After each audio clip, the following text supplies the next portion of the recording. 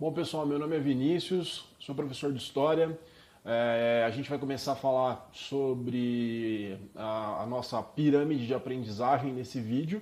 Eu sei que vocês devem estar apreensivos para ter aula de História, mas antes a gente precisa entender como a gente pode aprender e como que a gente deve estudar. Para isso, eu vou trazer para vocês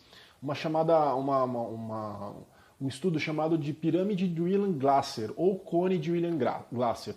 Esse cara é um psicólogo estadunidense e ele desenvolveu uma teoria de ensino que é muito interessante. A gente acha que a gente aprende só ouvindo ou só lendo, etc. O que acontece é que a gente tem hoje, muito difundido no mundo inteiro, o que a gente chama de educação de massa. É a melhor maneira de se educar muitas pessoas em pouco tempo, né? Ou seja, você coloca as pessoas em um determinado tempo numa sala de aula, 40, 45, se você tiver ali 30, 35, você já teve um bom efetivo de aprendizagem. O problema é que nem todo mundo aprende, e o problema também é que aqueles que não aprendem, eles são geralmente excluídos da maneira de aprendizagem. Eu estou na escola há muitos anos e eu sei do que eu estou falando para vocês. Bom, o Glasser vai dizer que a gente aprende, de tudo que a gente aprende, apenas 10% a gente aprende lendo. 20% é quando a gente escuta. Quando a gente soma ler e escutar, você tem uma aprendizagem maior. 30% é observando. 50% é quando você vê e quando você ouve alguma coisa. 70% é quando você repete, é quando você pergunta, é quando você relata alguma coisa, quando você tem que enumerar, enfim, você quando vai apresentar, quando você precisa debater um assunto, você aprende 70%. 80% é você escrevendo, é você interpretando um texto, é você traduzindo, é você fazendo grifagens, é você demonstrando alguma coisa, é você comunicando alguma coisa para alguém, é você diferenciando por categorias. Isso te dá um aprendizado de 80%. E 90%, ou seja, um efetivo gigantesco, é quando você precisa resumir algo, quando você ouvir alguma coisa, você precisa estruturar aquilo de alguma forma, ou você precisa generalizar, ou você precisa ilustrar aquilo, você tem um aprendizado muito maior.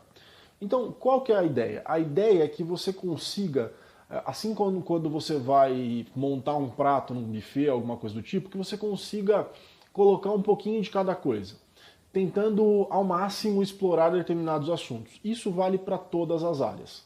Isso vale para todas as áreas. No link do vídeo eu vou colocar para vocês um site para vocês olharem como que funciona essa pirâmide do William Glasser e para vocês verificarem como que vocês podem organizar a sua metodologia de estudo dentro da sua realidade. Tudo bem?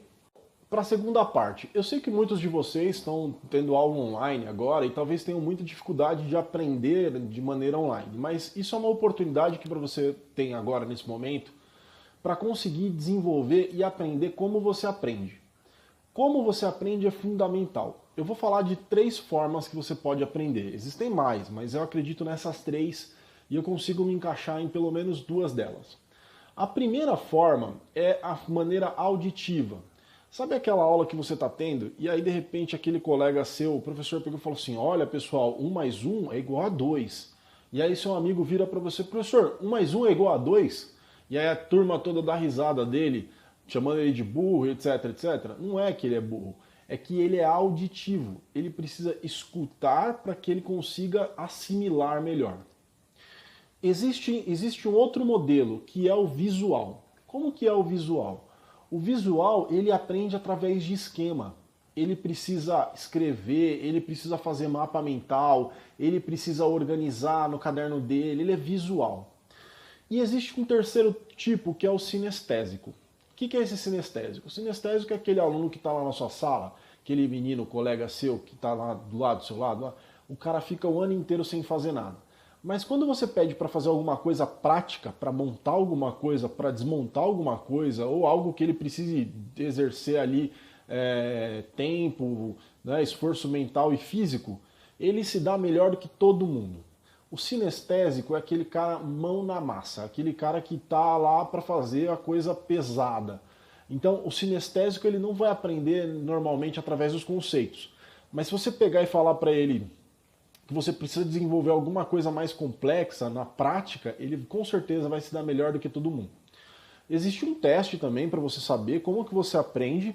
Eu vou passar para você na descrição do vídeo e você vai poder fazer esse teste e vai entender como que você aprende. É bem simples, é bem rápido, mas é muito bom também. Não adianta você pegar e usar esquemas de outros colegas, usar esquemas de outras pessoas e falar assim, olha, comigo funcionou, olha, faz desse jeito ou faz aquilo. Não.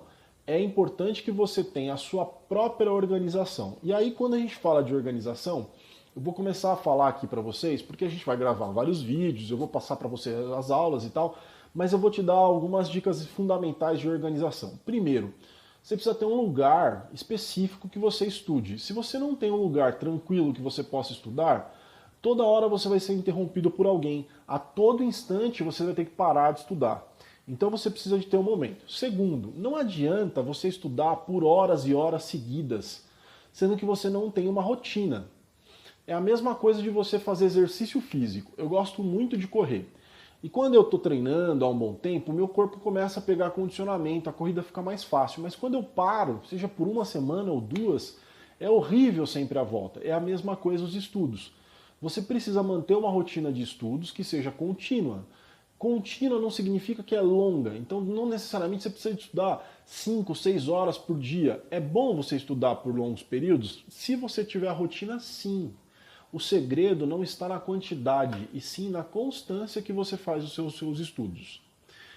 Por último, eu vou dar duas coisas que são muito importantes, duas dicas muito importantes. Primeiro, coma bem, se alimente bem, durma bastante. Quando você dorme, o seu cérebro faz todas as eliminações de impurezas possíveis. Então você dormir bem é fundamental. E você comer bem é fundamental. E por último, faça alguma atividade física, nem que seja uma caminhada. Isso é bom, isso é importante, isso faz com que você respire, com que você pense outras coisas. E quando você voltar para os estudos, você vai conseguir um foco melhor. O seu corpo vai estar melhor, a sua mente vai estar melhor. Parece coisa do filme do lado do Kung Fu, mas não é, vai dar certo.